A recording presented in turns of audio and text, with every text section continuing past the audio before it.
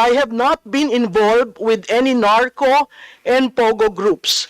I am not pro-China, I am pro-Philippines. I am not DDS, nor am I part of the so-called DDS chorale.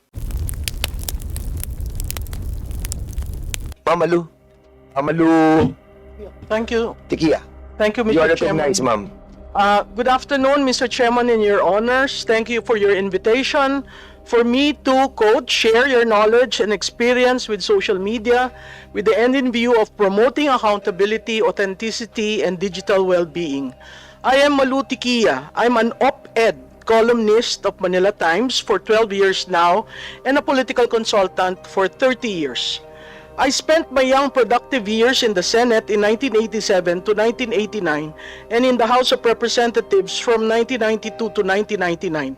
I am appearing before you today to honor that institutional tradition.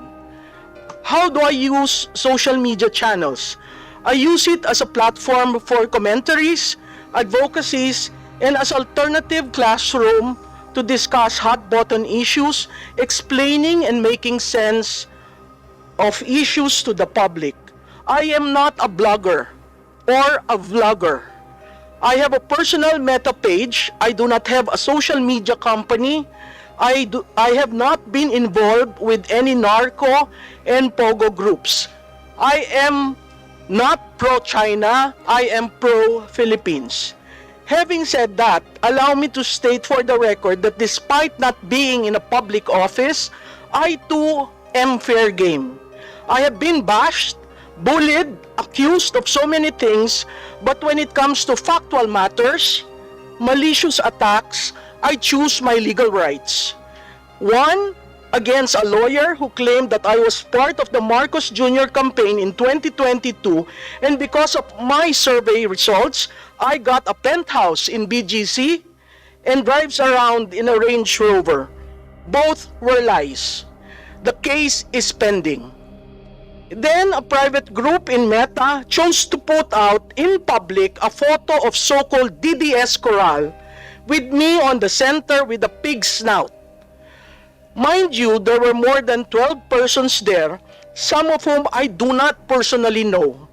I am not DDS, nor am I part of the so-called DDS chorale. When they chose to bring it out of a private group and shared it publicly, it was done maliciously. So again, I filed a case. There was a time also in 2022 when the survey results of my company were maliciously altered. I called the media organization and a person in another political camp, requesting them to correct the matter or else I will avail of my legal rights. Both corrected, the latter even made a public apology. Mr. Chairman, Your Honors, the Constitution begins on page 1 with 3 words, "We the people." And Article 3, Section 4, refers to the Bill of Rights, specifically freedom of speech, freedom of expression or of the press, and freedom of assembly are the bedrocks of democracy. But in politics, as you very well know, truth have various shades. For so long as there is no malice, we should err on the side of freedoms than contain them. Your Honors, contrarian views are protected by such rights. Prior restraint is anathema to democracy. My thoughts in this hearing, number one, please be fair. And I say that because are you inviting critics, bloggers, creators, joiners, collectors, spectators, inactives? Because the 3-second rule really controls social media.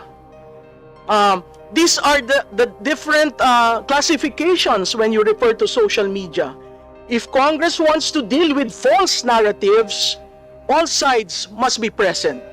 Number 2, be careful of reported social media strategists who offer politicians, candidates, a plan on increasing followers.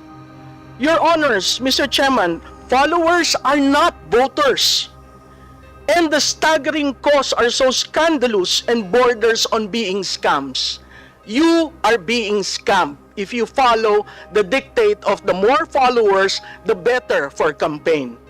There were reports too where some influencers became guns for hire during campaigns. Number 3, Congress, and I am being, a lot of people are asking me not to say this, but I am sticking my head out here. Congress should ban the use of troll armies. Troll farms represent a significant challenge in the digital age, blending cyber warfare with psychological manipulation. Addressing them requires technological innovation, regulatory frameworks, and public awareness to safeguard democratic discourse. I am happy to note that these committees started with the pioneering work of Dr. Jonathan Ong and Dr. Jason Cabañez, entitled Architects of Network Disinformation. Number 4, near January 20, 2025, the inaugural of the US President, Meta ended fact-checking and replaced it with community notes, which X was an early adopter of.